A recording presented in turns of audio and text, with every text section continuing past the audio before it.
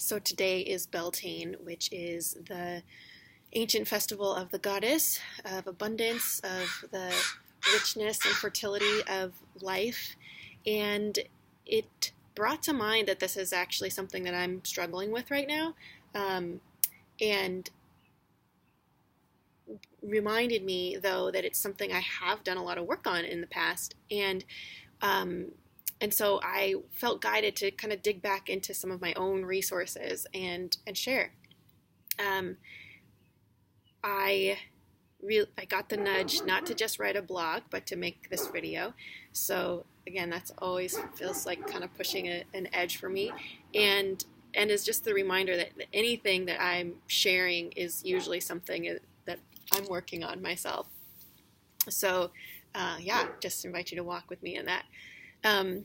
What I remembered was this compilation that I had made a couple of years ago, actually, with my work at Sky, of the 5 principles of abundance, which really formed the foundation of all the fundraising work that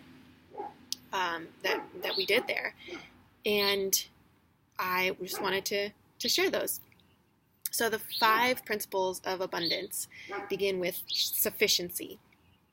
The principle that we already have everything we need, we're exactly as we need to be to take the next step on our unfolding journey towards the full expression of who we are. So that's number 1, sufficiency. Already having everything we need. Birds are going crazy. Thank you for reiterating that.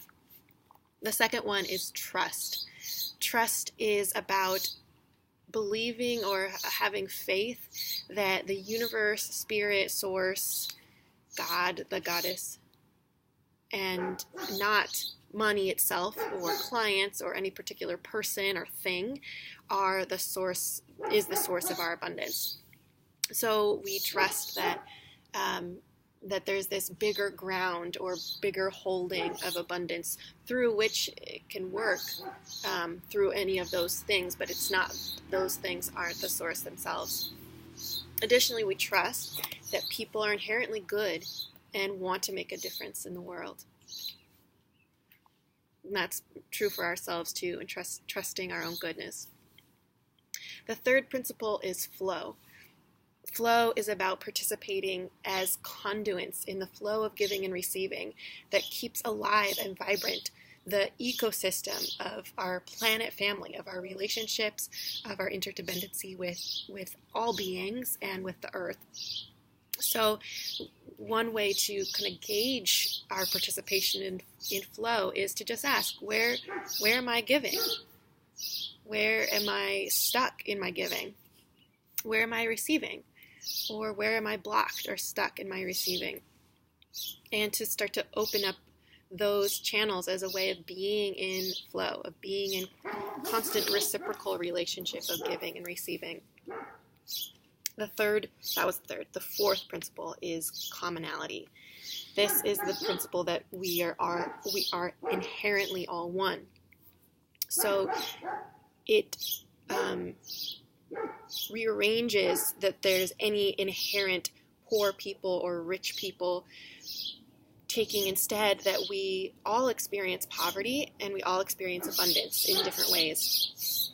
There are resource-rich people who experience spiritual and emotional poverty, and there are resource-poor people who have a wealth of spiritual and emotional abundance, and everything in between.